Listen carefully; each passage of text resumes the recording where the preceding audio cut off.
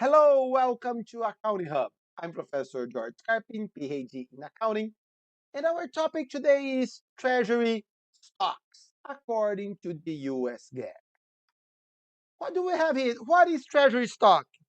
Purchase of Treasury stock is viewed as a temporary reduction of shareholders' equity. So, Treasury stock is a contra equity account. Cost of acquiring shares is temporarily debited to the Treasury stock account. Shares are considered to be issued but not outstanding, and purchase of treasury stock and its subsequent resale is considered to be a single transaction, and this approach is called the cost method. And when we resale these shares is viewed as the consummation of the single transaction begun when the treasury shares were purchased. And allocating the cost of treasury shares occur when the shares are resold. How does it work? Let's go to our Excel file. And guys, all our Excel files, they are free to download it. And the link is in our video description. And by the way, like our video, subscribe our channel. It is very important to us. And like our Facebook page, Accounting Hub by Dr. Scarpin. So let's consider here, Scarpin Corporation sells $10 million of its common share, 1 par per share for $10 per share. So this is what we have.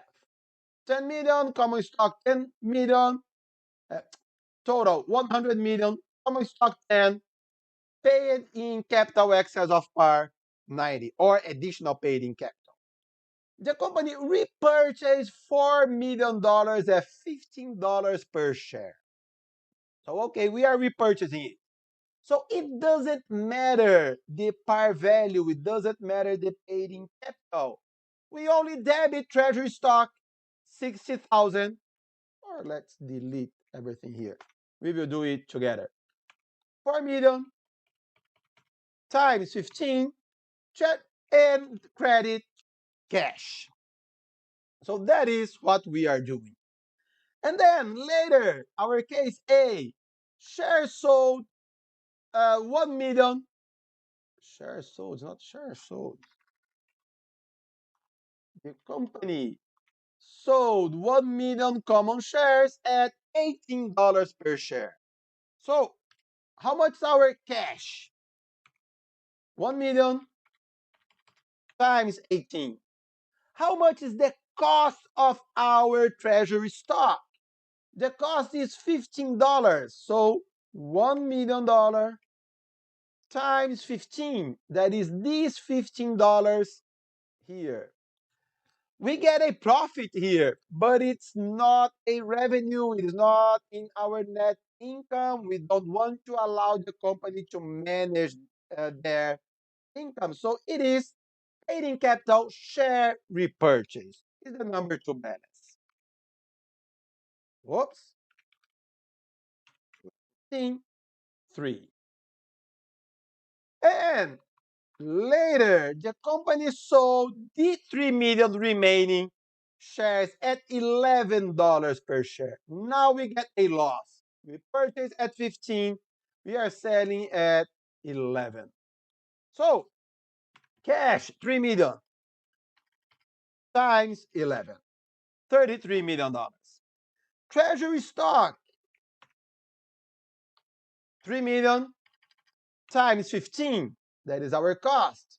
And when we combine this treasury stock with this treasury stock, it must match this treasury stock because we are repurchasing 4 million.